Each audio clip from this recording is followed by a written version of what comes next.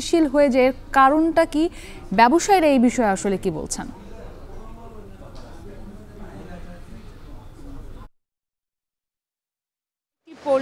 আড়তে অভিযানে ভোক্তা অধিকার সংরক্ষণ অধিদপ্তর যে অনিয়ম পেয়েছে, তারা বলছেন যে এখানে তারা কোনো ভাউচার মেনটেন করছেন না এবং পুরোপুরি মোবাইলেই ডিমের দাম নির্ধারণ হচ্ছে এবং লেনদেন হচ্ছে। এবং এই যে ক্রয় এবং বিক্রয় ভাউচার না থাকার কারণেই কিন্তু বাজারে ডিমের দামে একটি কারসাজি বা অস্থিতিশীল পরিস্থিতি তৈরি হচ্ছে এবং এখানে আসলে কারা কিভাবে ডিমের দাম বাড়াচ্ছে সেটা বোঝার কোনো সুযোগ থাকছে না। এবং এই কারণেই কিন্তু এই পোলট্রি ফার্মকে 20,000 টাকা জরিমানা করেছে জান্নাত নামে।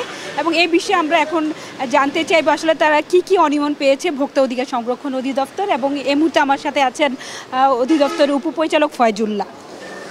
আমরা এখানে অভিযানে দেখতে পেলাম যে উনি আসলে অধিকাংশ ক্রয় ভাউচার এবং অধিকাংশ বিক্রয় ভাউচার উনি সংরক্ষণ করছেন না। তো ক্রয় ভাউচার যদি উনি সংরক্ষণ না করেন তাহলে যেটা হচ্ছে যে এখনও একটা মাল আনলোড হচ্ছে, তাহলে এই মালটা আসার সাথে এই মালটার ক্রয় ভাউচারটা এটার সাথে আসার কথা ছিল। উনি বললেন যে আসলে আধুনিক যুগ, মোবাইলে ক্রয় বিক্রয় হয়। অবশ্যই মোবাইলে একটা কথাবার্তা হতে পারে, কিন্তু পণ্য যখন আসবে পণ্যের সাথে এটার ভাউচার আসতে পারে এবং আসতে হবে, না হলে স্বচ্ছতা থাকে না। পরবর্তীতে আসলে এই ম্যানিপুলেশন হওয়ার সুযোগ থাকে যে মালটা আসলেও পরবর্তীতে ওনারা মোবাইলের মাধ্যমে এটা সিস্টেম করে ওনার মূল্য কারচুপি করার একটা সুযোগ থেকে যায়। এগুলো একটা বিষয়। আরেকটা হচ্ছে উনি আবার ভাউচার দিচ্ছেন না ওনার পরবর্তী ক্রেতাদেরকে উনি ভাউচার দিচ্ছেন না দিলে ওনার পরবর্তী যারা বিক্রেতা ওনারাও আসলে মিথ্যার আশ্রয় নিয়ে এখানে মার্কেট ম্যানিপুলেশন করতে পারেন।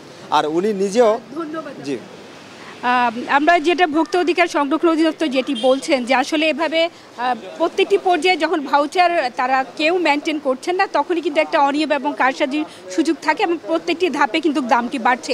এবং ব্যবসায়ীরা দাবি করছেন আসলে এখন মোবাইলের যুগে কেউ আর আসতে চায় না, তারা মোবাইলে অর্ডার পান এবং সেটি তারা পিক আপে করে ডিমগুলো দেশের বিভিন্ন অঞ্চলে চলে যায়। এবং বর্তমানে যেহেতু বর্ষা মৌসুমে এই মৌসুমে ডিমের উৎপাদন কিছুটা কম থাকে কিন্তু চাহিদা থাকে বাড়তি, সে কারণে ডিমের দাম বেশি।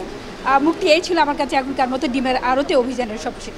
শুলি, ধন্যবাদ যুক্ত হবার জন্য। চট্টগ্রামের পাহাড়তলীতে ডিমের আড়তে অভিযান চালাচ্ছে ভোক্তা অধিকারের কর্মকর্তারা, সেখান থেকে আমাদের সঙ্গে যুক্ত ছিলেন হাজিরা শুলি।